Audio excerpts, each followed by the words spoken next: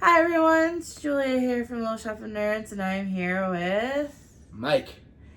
Last week's hint was two places at once. Yes, today we are going to do a Nicholas Sparks film, or book, or it's a film based on his book. And the book is completely different than how the movie is, which I will explain that later because I have read the book. Today we are going to do Walk to Remember. This is a early 2000s, just a 2000. It was released in 2000. Yes, early around 2000s. Pretty much our era. Yeah. It's pretty much your typical teen romance movie starring a young Mandy Moore and a young Shane West, which you don't see him in much in anything anymore. So did Mandy Moore. No, because Mandy Moore was in a TV show recently. I don't know the name of it, but she was in a TV show, and she did the voice for Rapunzel and Tangled. Yeah, she still looks good today. Yeah, she does. Yeah, you know what you can do with those celebrity money. Things you can do with that. Oh, good. We don't have that. Let's. Yeah, we're broke as fuck, guys. We can never get ahead. Never, yeah. I think the rich is telling us just stay low. Yeah, so... Let's get right to it. Yeah, so like Mike said, we're talking about A Walk to Remember. This was actually one of my favorite movies back in the day, because that's when they were coming out with, like, The Princess Diaries, you know, a lot of, like, what would be considered, like, cringy teen movies now, I guess. But this was actually one of my favorites. Definitely a lot has been released. Dear John is another Nicholas Sparks one. The Last Song, which is the one that had Miley Cyrus in it. The Notebook, which Mike does not like, even though he's never seen it. Okay, fine. If you want, next year we'll watch it. I'll give it a chance. But I still think there's key elements. I still think it's problematic. Yes, definitely. I agree with you there. So Nicholas Sparks is not he's well known. And this book or movie, is kind of sad. Yes. So it starts off with a group of high school students. There's Landon, which is Shane West's character, and then his friends Dean, his girlfriend, I can't remember her name, Eric, Belinda, which is actually an ex-girlfriend of his, and then another guy who I don't think they ever told us his name either. They all meet up at the cement factory.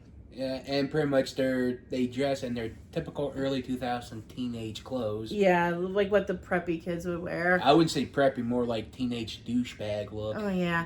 Now, his friend Dean seemed like he was high all the time. They were drunk, though, because they were drinking at this dance that they were all at. Pretty much. And anyways, they were meeting up with this kid who wanted to be friends with them. And pretty much the only way to join is do something stupid. Yeah, and he did. They managed him to jump off of this platform into some shallow water, and he ended up getting injured to the point where they didn't know if he was still alive. But they did pull him out, and he was alive. Yeah. But then they all took off. Cops were following after them. Landon was the one that got arrested, and he was injured because the cop car hit him and he ran into some barrels. So he was injured slightly. Yeah, broken leg. And it turns out he gets caught, and the principal says, I don't know what to do with you. And he told him, you're going to do volunteer work, clean, and do the school play. And I'm like, how's that? He also had a tutor. Every Saturday morning he had a tutor. And pretty much doing stuff. I'm like, that's his idea is trying to get him away from his friends because he needs to Yeah, because I think they did. I think his principal did say that he needed to be around different types of people, and so he starts participating in the cleaning and everything. And then we meet Mandy Moore's character. Well, we see Mandy Moore's character, Jamie Sullivan. We saw her at church because she is the pastor's daughter, and she was singing. She's in the choir, so she did like a little bit of like solo singing and stuff like that. Some She's really good. Yes, and pretty much you get she's the nerd, the pastor daughter getting picked on, Yeah. And so he's cleaning and she's doing something that looks like something for a science fair, and she's explaining she's really into astronomy, and Dean and Eric and one of the other guys come in and she's explaining it. She's like, you see the stars above or whatever, and or see what's in the sky, and he's like, Dean leans close to her and he goes, does your star chart also show angels? And then she goes, well, she's talking about, I think it was Newton, was talking about how he believed that there was a higher power. And he goes, well, if there is a higher power, why can't he get you a new sweater? And everybody's laughing, and then she's like, because he's too busy looking for your brain.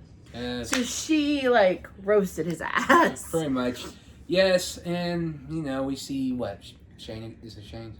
Well, his character's name is Landon. Landon, well, either way, we're seeing throughout the film him trying to do what he can and having a bad attitude, and Mandy Moore's character is trying to help, but so he decides to get help by doing the school play, and the pastor's her father doesn't like him because how he is. Yeah, he doesn't trust him. Which I don't blame him. Yeah. And, they're doing everything he can. Yeah, she told him when he asked her for help, she said, under one condition, and he's like, what's that? She's like, you gotta promise you won't fall in love with me. And he goes, well, that's not gonna be a problem. So you see him, so as the film progresses, there was actually a scene where she came up to him while he was with his friends, and she goes, I'll see you after school. And he goes, in your dreams. Being a dick. Yeah, because, he's trying to save face in front of his friends. Kids that age are... I don't know. See, this is why... You know how, like, people always... Teenagers are dicks. This is what I always think. You know how people always say they always want to go back to do their high school years over again? I don't. I hated high school. And that's another example why, because of teenagers. I had fun my senior year in high school. I didn't. I went to a tech school where I learned how to do stuff like this, so... Yeah, I had fun. I would like to go back and just do that last year. I was at a school where teachers had a stick up their ass. Yeah, Mike went to a Christian school. Okay, correction. I had 2 teachers that were cool. The other 2 had a stick up their ass. Yeah, Mike went to a Christian school. I went to a tech school and took broadcasting and video production. See, that's something you learn and you can use in daily life. When am I going to use the knowledge of Greek mythology in life? See? Greek mythology is cool to study. I love studying Greek mythology. No, Greek mythology is cool to study, but when's it going to help me in my day-to-day challenge? I don't know, because my teachers made me read a book on Greek mythology when I was a sophomore in high school. But still. And we talked about it. Still. That was one of my favorite books. But still, do we ever use it, though? If you're talking to people who are into it. Maybe, but... Which my favorite Greek mythology or myth is about Psyche and Eros. Or Eros is Cupid. That's my favorite. I really didn't have a favorite Greek myth. Only thing maybe is the Odyssey, because that's the only thing I know. Okay, we're getting off topic. Anyway, so like I said, they pretty much teenagers are being dicks to her, and because she's Christian and all, nice girl, and. Yeah, so he goes over to her house after school like usual, and she basically is like, yeah, nah, we're not doing this. So you see him working on trying to learn his lines because he only had like 3 weeks. So you have this montage of where he's doing that, and when he was tutoring, the first time we see him tutor, he is tutoring this one kid on math, and this kid is not having it. Well, later you see him sitting with the kid again, and he sees that the kid has a basketball. So they go out to the basketball court, and he teaches him that way, and he gets it. Yes. So that kid was probably one of those kids that needed like a physical demonstration, or like a not a physical, but a visual aid. Yeah. I know I'm like that sometimes. I'll need visual aids or whatever. So then the night of the play happens, and he, seems to be a big success so far. And Jamie comes out in her dress, which is completely different from what she normally wears, because she dresses conservatively. She always wears sweaters, because it's pastor's daughter. But she's wearing makeup. Her hair is curled. She's wearing a revealing dress, and yes. she, has a song that she sings. And at the end, Landon kisses her, which was not part of the show, but he did it anyways. Yeah, and because he is now starting to fall in love with her. Yeah, pretty much, and I think he wants to go out with her, but her dad doesn't want her to go out with her, and he tries so hard to convince him, and eventually he allows him to date her. And the weird thing is, though, is like when Landon showed up with that sweater for her, like he kept calling her father kept saying that she was a child, but she was 18. I think it was when she brought over the sweater. I know there was a point where he told her that she was a child, and I'm like, but she's 18, so she's not a child. She's legally an adult. Pretty much, yeah. But they do go out, and then they kind of start to become a couple. And then Belinda, his ex-girlfriend, being the petty bitch that she is, they got pictures. She was taking pictures of the play. They took one of the pictures of Jamie and superimposed it onto this woman with big boobs and a big ass and barely any clothes. Pretty much they photoshopped her head on another person's body. And then they put down Virgin Mary, and they were making fun of her.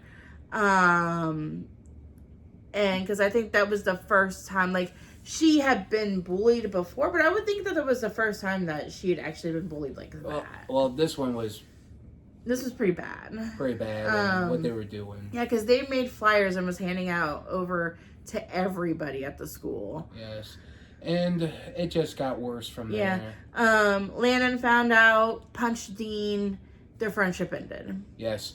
And then Jamie and Landon became a couple. And he finds out later on she had leukemia. Mm-hmm. And the reason why she said don't fall in love with her, because she knew she was going to die. Yeah. Well, before that, though, she was also talking about her bucket list, which is where 2 places at once comes in at. Because she wanted, one of the things on her bucket list was to be in 2 places at once. So then he took her to the state line of North Carolina, I think is where they are, in Virginia. And he had her straddle the state line. So then technically she was in 2 places at once. Yes. There is a place in the United States where you can go, and if you stand right in the middle, you can be in 4 places at once. Oh, that'd be the 4 squares. Yes. I would like to go. I would like to visit that. Oh, no, sorry. Was it? Oh, no, I think it's the 4 corners. Something like that. I would like to go there and do that. I think that's also an area where you can't really hear very well, or something like that. But I would like to visit that place. But anyways, so She had things like get a tattoo and stuff like that. And And it was temporary. I mean, of course, yeah. And he chose, she couldn't choose, so she had him choose. And he chose the most generic thing ever, which was a butterfly. Yeah, it's called Four Corners. Okay. So I'm sitting there and I'm just like, that's the most basic white girl spot that or tattoo that you can get, a butterfly. I don't have any butterfly tattoos. Mike, do you have any butterfly tattoos? Fuck no. Do you want to get a butterfly tattoo? No. Oh. Because I'm not a generic white girl. Are you sure? I'm pretty sure. I don't know. I'm not trans. Sometimes I wonder about that. I know I'm not trans. I know I'm not a woman. Could I be? You got boobies though. Yeah, but this is fat boobs. You do have boobies at home. Those are for props. When we ever have to do a skit. Yeah. So, like Mike said, she did reveal that she had leukemia, and he goes to his dad. So, like, he has an issue with his dad, and I don't know, like, how recent their split up was, but he apparently left him and his mom. It doesn't say how recent the split up was or anything like that. Just that his mother seems to have forgiven him. But he hasn't. But he has not. So he drives out to his dad's, like, late at night. His dad's asleep with his new woman. I don't know if it's his new wife, girlfriend, what. But he drives out there. He wakes him up. He's like, you need to come out here and you need to see my girlfriend. She's sick. And he's like, he's making a good point where he says, I don't know her condition. I don't know. I have to talk to her physician. Like, he makes a good point, but Landon's freaking out and he's just like, never mind. And he leaves. Yeah, and the reason why she never told him, and the reason is why she's living a little longer is because what he's doing for her. Yeah, she told him that when she told him that she had leukemia, she said that she didn't need a reason to be angry with God because she had come to terms with that she was going to die. Yes. And she was okay with it. But then Landon happened, and then she was just like, we can't, no. So they do make up. And then she goes to the cemetery to look at the stars. And she was talking about how this one comet was going to come and they didn't know when it was going to show up again. So she wanted to build a better telescope. Because she had built a telescope.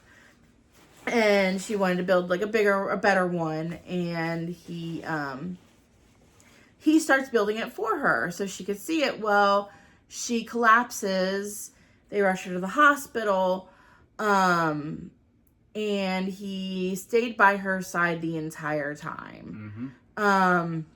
At that point, you can see that her dad is starting to change his opinion about Jamie. Or about, not about Jamie, about Landon. Because Landon was like, she makes me want to be a better person. And so he learns how to dance for her and everything like that. And then he did end up building the telescope for her. And they were able to see the comet. And then he proposed to her because the number one on her bucket list was to get married in the church that her parents got married in. Yes. And you want to add anything? No. And after they get married, that was after a while. Yeah, they said that they spent a summer together, and then Jamie passed away. So that could have only been like a few months. Yes, after they got married, they did what they did, and Landon? Landon is now in medical school. He goes back to his 4 years later. Back to his father-in-law's house to get back his her Bible back to him, and Well, I don't think it was a Bible. What it was it was a book that her mother had written when she was alive. It was just like quotes and stuff like that.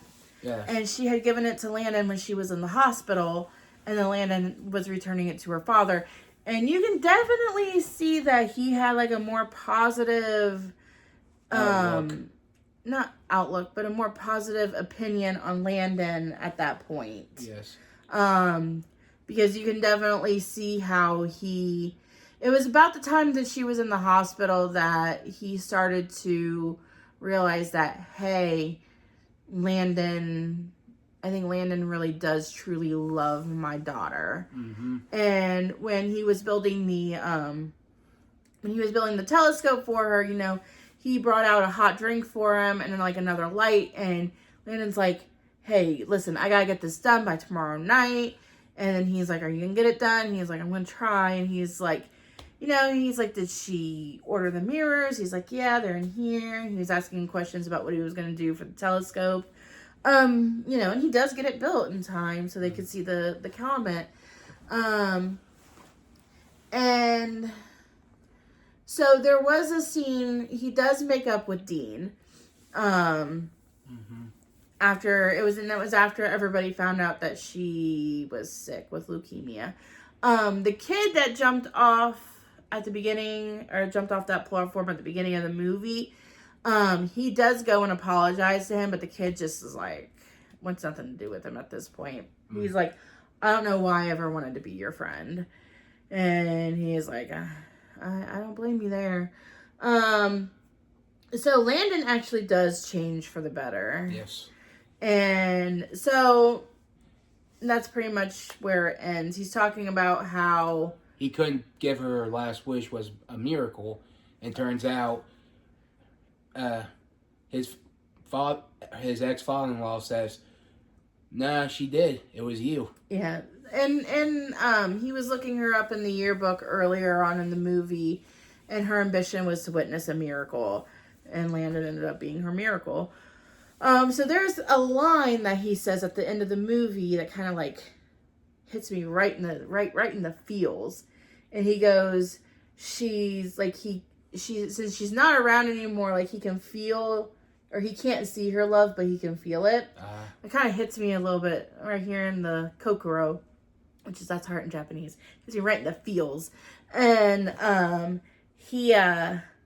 so the difference between the movie and the book, like I'm not going to go into like a big part. I'm just going to basically tell you what I remember. So first off, the book was set in 1950s, 1958, I do believe. Right. This was set in 2000, modern. Landon did come from a wealthy family, but his dad was a politician and not a surgeon or a cardiologist, and they were not divorced. That's pretty much the difference. I feel like that there's another one I can't remember.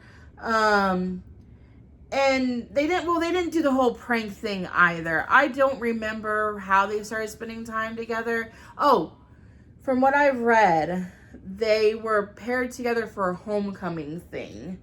That's how they got together in the book. It's been so long since I've read this book, and I kind of want to reread it. Well, either way, I give the movie a 4 out of 10. Yeah, Mike didn't like it very much. I really got bored, and I was just mostly on my phone. I was mostly on my phone too, but that's just because I've seen it like a million times. I give it like an 8 out of 10, just because I like it more. The critics did give it a very low score, but the audience gave it like a 70-something%. So the audience had a little bit more, they liked it a little bit more than the critics did. But this came out about the time where, like, I think The Fault in Our Stars came out around this time too. I may be completely wrong on that. Wait, isn't that the movie about the girl with the cancer? Yeah. Oh. I can't remember when that actually came out. Yeah, either way. But it was during this, I think it came out during the time when they were doing, it kind coming out with like sad movies like this. So, yeah, Mike didn't like it very much. Of course, I loved it because I grew up with it. So I've seen it multiple times. Either way. All right, what's next week's hint, Jules? So next week's hint is, let me look at it. We got a list. It is I'm Not Good Enough. All right. Is next week's hint. So, what we're going to be talking about, I've never seen before. So I have, and it's a musical. Yeah, so if you guys actually have, like, anything that you guys want us to talk about, review, whatever, leave that in the comments down below so we can definitely look into it. Neither Mike nor I are very big horror fans, so... Unless it's horror comedy. Like, a scary movie. Yeah, like parody. I'd watch that. Yeah, more like parody movies. Yeah, I don't like very big, I don't like gore. And I'm not into religion movies, so... Which is well, and Mike and I were talking about this before we filmed. Like, this movie is, as far as I know from what I have read and seen from his other movies, this is actually the only movie that really dives into religion like this. Yeah, so either way, whatever you guys have, wherever, put in the comments below. Like and subscribe. We are trying really hard to get our views up, and we don't know what to do here, so... Our goal at the end of this year is to have 150 subscribers. Yes. We're like 30-something away. Yes. So, I mean, if y'all can help us out, that would be great. Yep. I